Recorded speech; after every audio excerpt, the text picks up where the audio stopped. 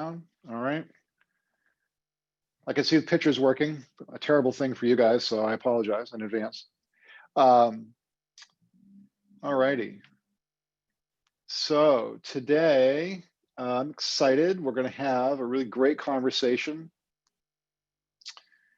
about part 4 of the illusion of time, visualization techniques and methods. So we're going to be putting together a lot of what we've been talking about in the last 3 weeks are going to kind of come together today.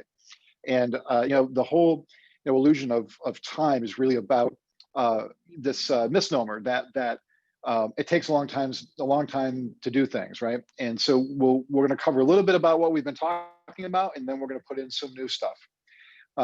Visualization techniques is really about how you're visualizing the end, okay, and then bringing it towards you, as opposed to not have any visualization whatsoever and kind of just meandering on, kind of aimlessly, right? So anyway, so it's going to be a fun topic, and we're going to end up with 8 visualization techniques for you, which are very powerful. So what is visualization? So we talked about this last week. It's seeing the goal is already complete in your mind's eye.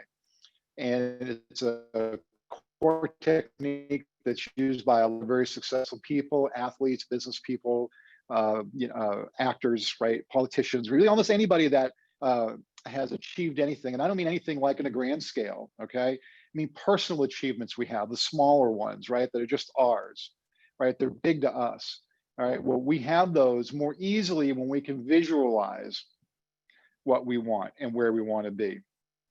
Because what it does, visualization harnesses your subconscious. And 95% of everything we do is based on our subconscious. 5% is based on our conscious. So I'll give you a really good example of that. You're in a meeting, okay? You're in a room with a group of people. The person who doesn't feel like they belong as much, or maybe is not into that type of, in the meeting that day, where do they sit? They sit just a little off from the group, right? And so that's very subconscious. Most of the time, they're not even doing it on purpose. And so that's what visualization does, is that it changes the program. Your programming is in your subconscious. And so to be able to do things maybe that you've never done before, or to achieve something, you've got to be able to change the program that says you can't do it. And visualization is what helps you do that. So one of my favorite authors is a gentleman named Mike Dooley, and kind of one of his key phrases, which I just love, and it's something I work with really every day, is that thoughts become things. Choose the good ones. And we're going to spend a lot of time on choosing the good ones and what does it mean, because that's all part of a visualization. Now, we've talked about the different types of time. There's linear time and events, and then there's non-linear events, right? So linear event is that I got to drive, from Keene to Bangor to see Denise. That's going to take me 3.5 hours. It's just going to take me 3.5 hours, and I'm going to enjoy the ride, right? That's a linear event, okay? Non-linear time, though, is when we visualize, we dream, we intuit, okay? We have information that comes to us without physically going through a process to get it, okay? It's that knowing. And that's what a lot of visualizations are, right? Is that it's the use of non-linear time, okay? I can see what the outcome is going to be before I get there, which means I've skipped all the steps in between. I've gone to the end so that I can work backwards, okay? And that's how you change, getting back to our last slide, that's how you change programming, the programming of our subconscious. And then we spent, PowerPoint's excited today. We spent some time talking about quantum mechanics and the observer effect. And again, I'd encourage you, if you haven't, find some time and just do some cursory reading on quantum mechanics observer effect. But basically, the observer effect is, to kind of sum it, boil it all down, right? For purposes of our discussion, it's really that we change what we observe. So all these words and everything you're going to read and all that, it really boils down to we change what we observe, because atoms and molecules and all that, work in a quantum field, which means they get moved around based on what we observe and how we think, right? And that's what you need to know, and that's science, okay? That what we observe, we will change. Now the question is, how do we observe it? Do we observe it negatively, positively, with a purpose, with intent, without intent? So visualization, as we talked, is kind of used by all of us all the time, really, almost every day. Athletes, inventors, dreamers, meditators, business people, coaches, mortgage officers, real estate agents, right? It doesn't really matter who it is, okay? The athlete, right? The weekend warrior athlete, right? It doesn't matter who it is. I envision myself being able to run a 5K. I've never done it before. Okay, well, all of a sudden, because you've got that visualization out there, because you're holding that out there, you're basically you've got that dream first, and you're excited about that. All your actions and motivations, okay, are about that intent, and you've kind of created that connection with that intent. And what's happened is you've programmed your subconscious to go from I've never done that before, can I do it, to that's what I'm going to do, and I'm going to live it. And so we all use visualization. Now, one other thing about visualization, if you are going into an event, a time of life, some circumstance, whatever the case may be, where you don't have any vision about what's going on, like no real clear intent. And it doesn't mean that, when you're sitting down just to relax, you don't have to have intent about that, right? But if you're in a period of time where you don't have any intent, okay, and you're not really visualizing where you want to go, guess what? You don't go anywhere. That's how it works. So when you're in a period of neutrality, and we've talked about this before, okay, you have forwards, neutral, and backwards. Neutral is not a speed, okay?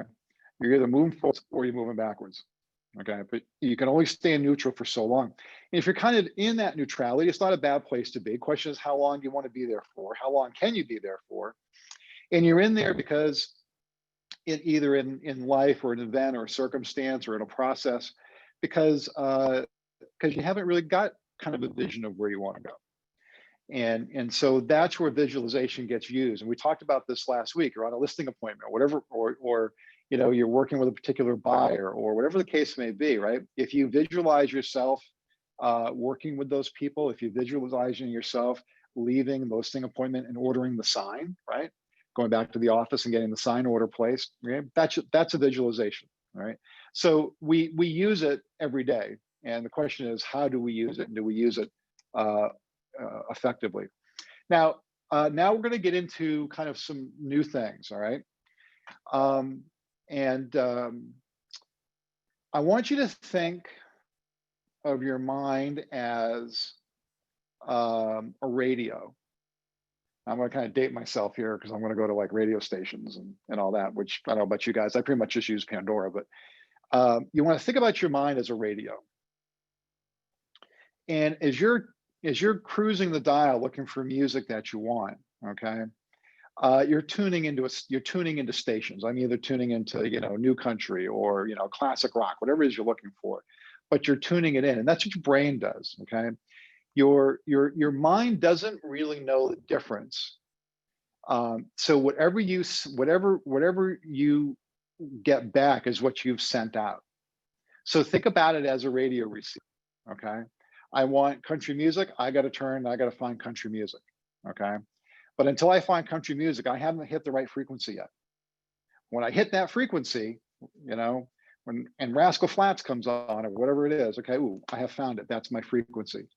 So when your mind doesn't really know the difference, and so if you're looking to connect on the right frequency, the frequency doesn't know the difference. All it knows is what you sent it.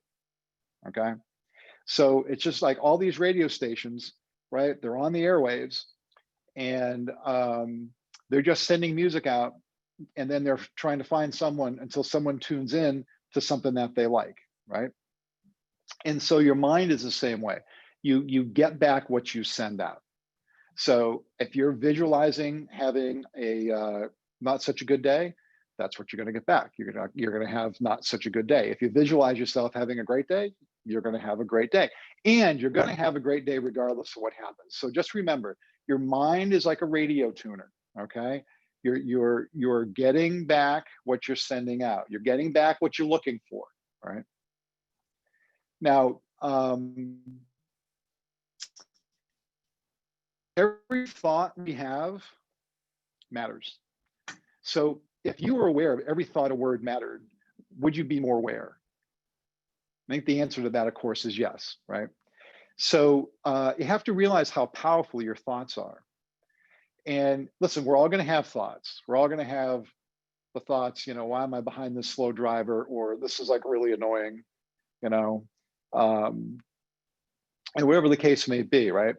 And we're going to have those, but the key to it is not to have as many of them as we used to have, and to be aware when we're having them, right? And then kind of replace them. Now that all gets into visualization, because you can't have you can't have success, let me phrase it that way, with visualization, okay, unless your thoughts match it.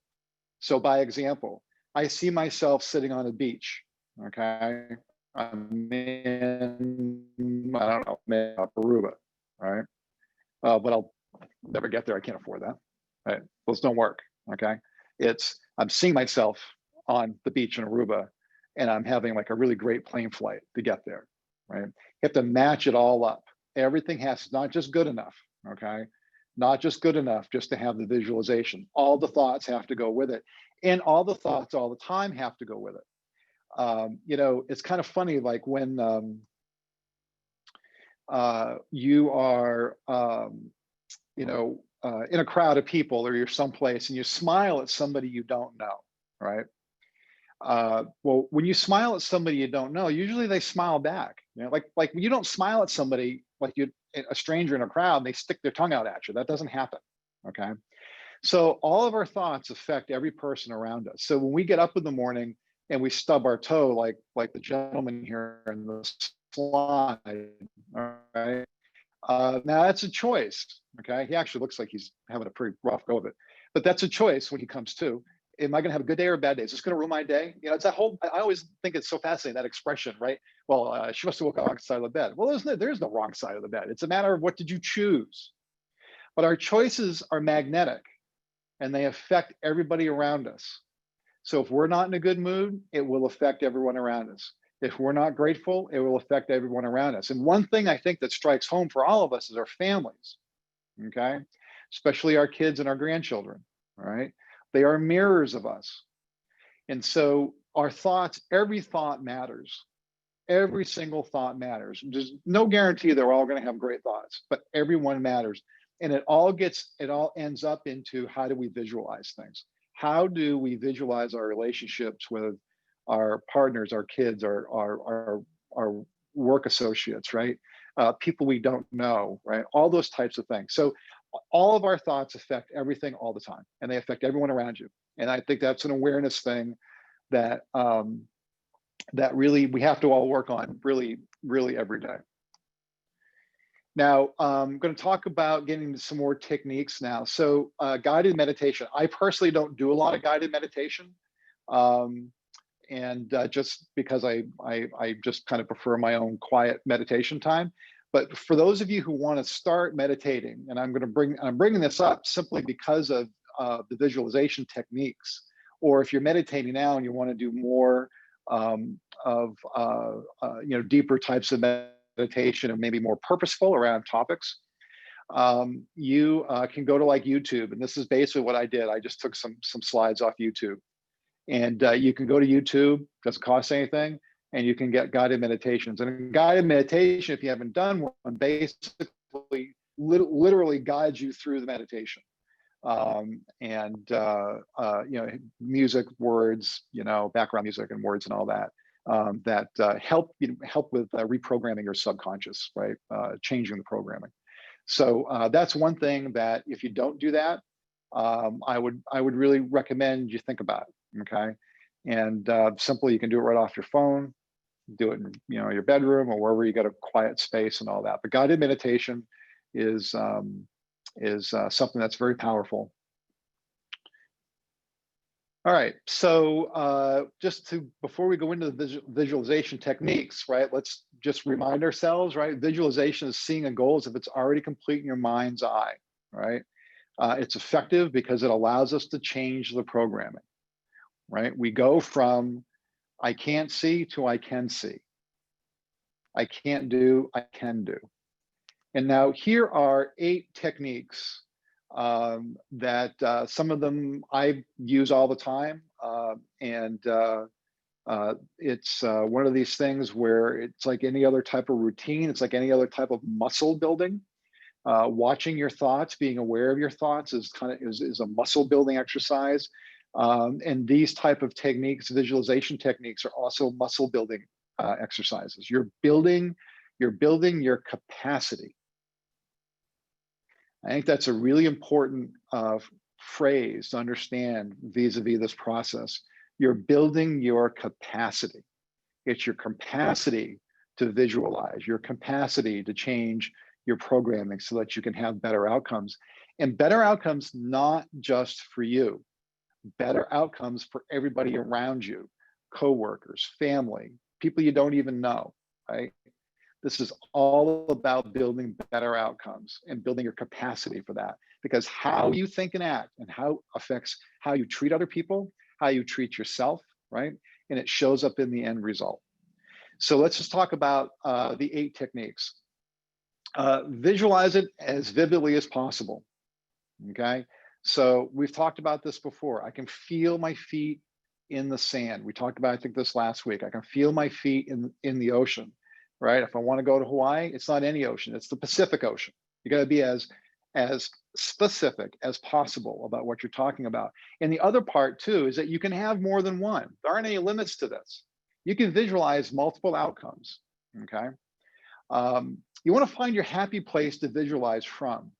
So sometimes, I know for me it's meditation. For other people, it might be walking in nature. It might be doing a craft. It might be exercise. For me, it's another place where a lot comes to me, during exercise. But everybody has it differently, right? It could be just sitting in your favorite room in the house, reading a book. Okay, but you find your happy place. For instance, like when I meditate, I actually have a happy place in meditation that I go to, where a lot, where I can visualize a lot and I can get a lot of information. And so, but find a happy place to do it from. 3 is live like you're already there, and you're moving time by coming from the end, not the beginning. So in other words, you're living like you're already there. You're living like you've already made this much money, or you're living like you're living like I just came back from my Aruba vacation. Okay.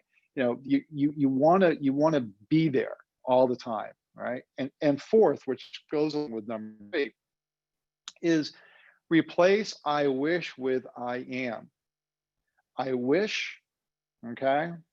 I wish is out there someplace. I have no idea where it is. It's someplace out there and I'm chasing. I wish statements are I'm chasing, okay?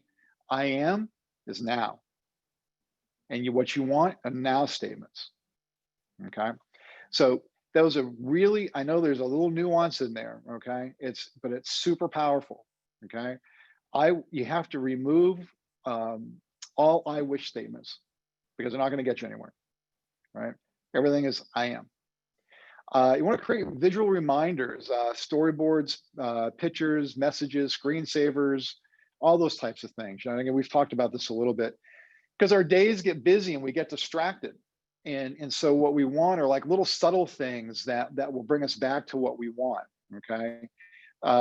Sometimes you see like these crazy pictures of people who have Post-it notes all over the place with affirmations and all that. I mean, look, whatever works. There's no right or wrong to this, okay? Everybody kind of has their own way of doing it. So you want to create reminders for yourself. And number 6 is be intentional and replace all thoughts and actions that don't match. So that's what we were talking about monitoring your thoughts. You have a thought that's counter to what you want, a thought that's in opposition to what you're visualizing. You've got to replace it. You physically have to say in your mind, you can say it out loud, is that, no, I want this, right? No, I'm not in a bad mood today. I'm in a great mood today. I'm gonna have a great day, right? Even though I stubbed my toe, like that guy in the picture a few slides back. 7, we've talked about this as well, hard to do, but you got to be relentless about not allowing anything or anyone that doesn't match your intention, right? Around you. And because what happens is that no differently than you, in your thoughts and intentions impact everybody else around you, okay? Somebody else's thoughts and intentions, okay, all right, also going to impact you. And generally, we're all kind of empathic, generally, right? Which means we're all kind of influenced by the energies and the people around us, some more or less, of course, right? That's how riots get started, right? You can take perfectly rational people and throw in the middle of middle of the energy that's around a riot around a certain topic, and all of a sudden they just blend right in with everybody else, right? So it's important that you really not allow anything or anyone that doesn't match your intention around you to influence you, right? And a lot of times you just have to kind of remove yourself from those circumstances or that person. And then 8, probably one of the most important parts here is that don't stop, be relentless, okay? It doesn't matter what obstacles get in your way. You keep visualizing what you want. And every step along the way, even a minor setback, okay, is actually moving you forward. It's moving you forward because it's giving you information that you need, all right? So that when another setback may come down the road, you know how to avoid it. So everything is about building on top of one another, building on top of our experiences, and be relentless. So those are 8 really sound and well-proven visualization techniques. So I hope these are helpful for everybody. And I didn't encourage everyone to chat in, but while we're just here, anybody have any chats or things that that works for everybody that they'd like to share? We got about 42 or 3 of us here, so anything we share is helping everybody else.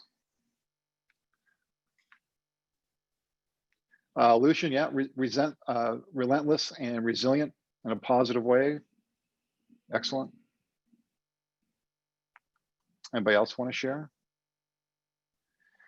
Yeah, resiliency is a real skill, right? On how are you resilient to minor setbacks or people around you that say you can't do this or that's not possible, And I always like that. I always like that when people say, well, that's not possible. It's like, well, how do you know? I mean, who says that's not possible? So yeah, good comment, Lucian.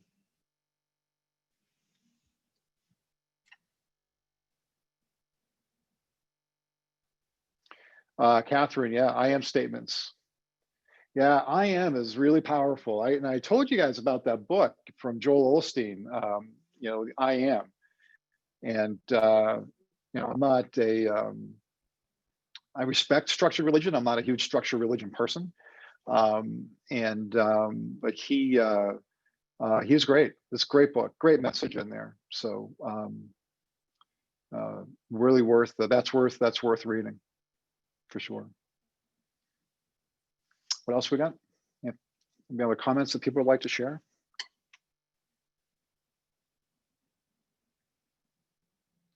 So we're talking about, I'll just pull off Lucian's comments about visualization, about resiliency. I think what we're going to start talking about is about resiliency as we go into the few weeks coming up here with the holidays coming and the COVID situation is kind of ramping up. So I think what we'll be talking about is how do we pivot from visualization to resiliency and more being able to maintain positive thoughts and maybe even some high level coping skills, right, for the period of time that we're going to enter into. So, uh, yeah, and Joanne, vision boards. Vision boards, just before we leave here, yeah, vision boards are really helpful. Vision boards are helpful because they remind us of what we're thinking. Look, we all get distracted. I mean, you know, I can walk from here from my office to go get a cup of tea and come back, and all of a sudden, right, I'm into something entirely different than what I was going to do before I left. So it's really just about setting the table to remind ourselves of where we want to go and what we want to do. So, yeah, very powerful.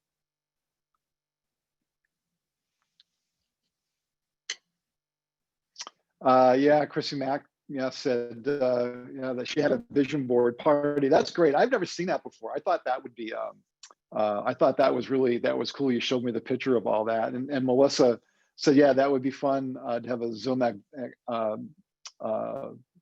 Zoom party for vision boards. Yeah, that's great. Yeah, that's a great idea.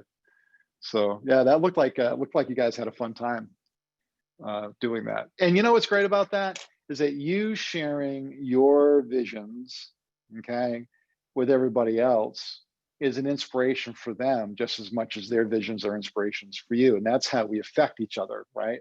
You know, that's about being surrounded by, how we surround ourselves with a positive energy. We surround ourselves with people with positive thoughts. And Chris, when I saw your picture, you know, I'm sure everybody left there in a really good mood. I did see some wine there, so I'm sure that probably impacted it some way. But everybody left there in a good mood and really more committed, right, to what their visions were. So really good stuff. All righty. Well, thank you for sharing, everybody. That's always great to share with everybody. So again, right, there's 42 of us. So the people who shared, you just impacted, you know, the other 41 or so people. So have a great week, and we'll see everybody next Monday. Take care.